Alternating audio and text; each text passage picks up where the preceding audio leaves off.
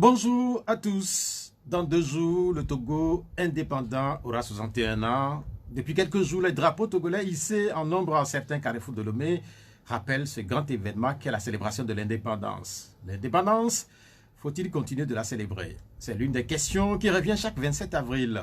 Le Togo, tout comme bon nombre de pays africains francophones, a pensé retrouver sa liberté politique en 1960. Mais 60 ans après, si certains continuent de se poser cette question, il s'agit juste de regarder honnêtement les contours de cette liberté. Le Togo devrait être libre vis-à-vis de la France. Le Togo devrait disposer librement de son avenir, de ses ressources et de ses forces vives. Il devrait être un affranchi comme un esclave qui devenait son propre maître. Mardi, la journée sera fériée, les Togolais seront en fête, mais le seront-ils vraiment et sincèrement? Paralysés l'an passé par la pandémie de la Covid, les festivités et autres grandes célébrations observent depuis un cessez-le-feu. Les feux d'artifice, les réjouissances populaires et les défilés brillent par les souvenirs qu'ils ont pu laisser dans la mémoire collective. La Covid s'est imposée au Togo. Les chiffres continuent d'inquiéter les autorités. Ce dimanche, les chiffres ont continué de grimper. Des données qui donnent un tournis partout puisque la campagne de vaccination s'intensifie désormais avec des vaccinodromes installés même dans les stades de football. En ces temps de championnat sans public, les Togolais qui iront se faire vacciner auront le temps de jeter un coup d'œil nostalgique aux gradins et pelouses qui ont fait la fierté des clubs, des quartiers ou des villes, ou encore de la sélection nationale. Puisqu'elle est sans état d'âme, elle ne permet pas aux supporters d'assister aux nombreux buts qui sont marqués à chaque journée de championnat. Puisqu'à chaque journée suffit sa peine, l'Afrique qui s'inquiète de la Covid doit-il aussi s'alarmer du décès d'un des remparts en face de l'autre menace qu'est le djihadisme? La mort du président tchadien Idriss Déby vient réveiller de nombreuses questions autour de la destinée de l'homme, mais aussi du continent. Comment expliquer que le puissant leader militaire trouve aussi facilement la mort au lendemain de la proclamation de sa nouvelle victoire dans une compétition électorale? Vendredi, plusieurs de ses pairs lui ont rendu un vibrant hommage à N'Djamena. Certaines mauvaises langues ont soutenu que les chefs d'État sont en réalité allés introniser le fils. Le même jour, un fils de Bou dans la Kosa, un ancien président de l'Assemblée nationale, retrouvait ses ancêtres dans Coupéré, avait eu les honneurs des députés. Il en a également eu de son ancien compagnon de route. Le rénovateur Agbemé Kodjo n'a pas manqué de saluer celui qui avait de grandes ambitions pour le Togo. Ce dimanche 25 avril, Journée mondiale de lutte contre le paludisme, une pensée pour les millions de morts chaque année en majorité sur le continent. Depuis des dizaines d'années, les familles attendent avec impatience le vaccin contre ce qui est sur la durée une pandémie. Malheureusement, AstraZeneca, Pfizer, Moderna, Johnson Johnson ou Sinova ont peut-être compris qu'il y a pandémie et pandémie. Brigitte Adjamago Johnson de la CDPA et de la DMK est notre invitée. Nos contacts sont 96 50 34 37 et puis 70 43 09 70. Madame, bonjour. Bonjour Pierrot et bonjour aux auditeurs et auditrices. Quand vous allez? Je vais bien. Je vais bien, mais je dois avouer que je suis très contrarié. Et je vous ai écouté tout à l'heure dans vos commentaires. Je voudrais que vous me permettiez d'accorder une priorité à l'actualité nationale et que vous me permettiez de pousser un coup de gueule, un véritable coup de gueule pour dire ça suffit, notre pays va de mal en pis. Pierrot, vous n'êtes pas sans savoir que ce week-end, la DMK était sur le terrain, j'en reviens d'ailleurs, et que nous avons rencontré d'énormes difficultés. On se demande où allons-nous? Où allons-nous? Le Togo est en train de reculer du point de vue du respect des droits et libertés individuelles. Un parti politique, une association, une organisation de la société civile n'ont-ils plus le droit d'organiser de simples conférences de presse? On n'a plus le droit de mener des activités politiques et citoyennes dans ce pays, qu'on nous le dise. Qu'on nous le dise. Et je voudrais dénoncer avec la plus grande vigueur ce qui est arrivé à mes collègues dans la partie septentrionale du Togo, ce qui est arrivé également dans certaines préfectures de Vaud. Vous savez, Pierrot, quand on est responsable et qu'on a un rôle clé dans une lutte qui est menée au niveau national, il y a des moments où on se dit, franchement, où allons-nous?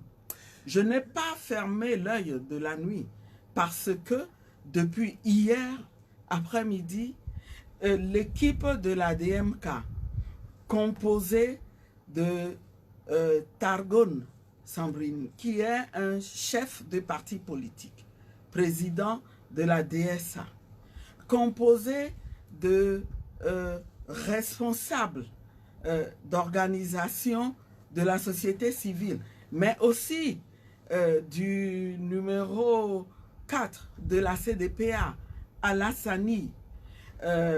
Du côté de la société civile, il y avait Nabouja et il y avait Sachibou.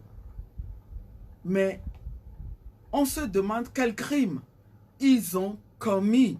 Madame, en réalité, si ils veulent aller organiser des conférences de presse décentralisées que la DMK a cru devoir faire et rencontrer en même temps nos responsables locaux. Permettez-moi qu'on me dise, qu'est-ce qu'il y a eu comme activité illégale ou subversive? Excusez-moi, madame, je voudrais comprendre, puisque là, c'est à l'entame de l'émission, vous avez dit que vous voulez pousser un coup de gueule. Ce que vous racontez en réalité, je ne sais pas de quoi il s'agit. Eh bien, je vous l'apprends.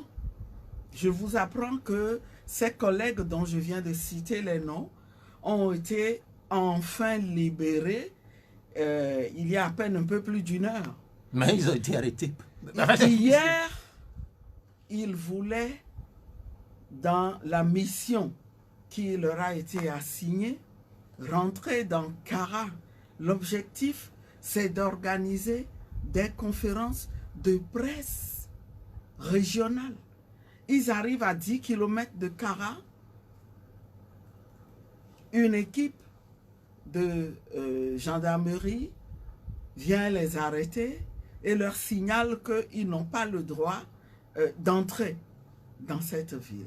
Alors qu'ils ont traversé tout le Togo de Lomé à Kara. Y aurait-il des territoires qui seraient des territoires soumis à un statut particulier? Kara n'est pas le Togo. Pourquoi? On peut voyager depuis la région maritime jusqu'à Kara et être empêché d'entrer dans Kara. Donc, si je comprends bien, madame... On les a bloqués. On leur a fait subir toutes sortes de tracasseries. Finalement, dans la nuit, ils rebroussent chemin. Ils vont dormir à Bassar. Et puis ce matin, tôt, on les reprend. On les amène à la brigade territoriale de Sokodé. Et on leur fait subir un interrogatoire de 3 heures. Attendez, on est où? Qu'est-ce qu'on leur reproche? On ne peut même plus faire des conférences de presse. Mais où va le Togo? Ce sont des libertés que nous avons acquises de très haute lutte. Et je voudrais que ceux qui dirigent ce pays sachent que les Togolais ne sont pas encore prêts à y renoncer. Nous dénoncerons ces violations et nous chercherons toujours à exercer les droits qui nous sont reconnus. Nous n'abdiquerons pas. Bien, madame, on a suffisamment compris. Si je résume ce que vous venez de dire, c'est que vous avez voulu organiser des conférences de presse un peu partout sur l'ensemble du territoire national et que certaines de vos équipes ont été empêchées, certains ont été même, et si je suis votre raisonnement, ont été brièvement détenus. Quel était en réalité l'objectif de cette conférence de presse? Dans Vaud, il faut que j'ajoute que la conférence de presse devait se tenir au siège du parti l'UNI. Eh bien, avant que les collègues n'arrivent, eh bien, le siège a été entouré. Bien, c'est noté. En réalité, on sait que les conférences de presse, il y en a toujours eu au Togo depuis le début du processus démocratique. Oui. Mais vous voulez organiser une conférence ou des conférences de presse synchronisées. Quel est l'objectif? Eh bien, l'objectif, L'objectif, c'est de faire connaître notre position sur la situation socio-politique et économique du Togo et sur le combat que mène la dynamique Monseigneur Kodjo, mais d'en profiter aussi pour rencontrer nos responsables locaux, les encourager et leur faire comprendre qu'ils doivent poursuivre le combat. Ils doivent continuer à sensibiliser les populations parce que vous n'oubliez pas que nous sommes en crise, qu'il y a au Togo un problème qui est sur le tapis et qui a ressurgi le 22 février 2020, mais un problème que notre pays traîne depuis plusieurs décennies.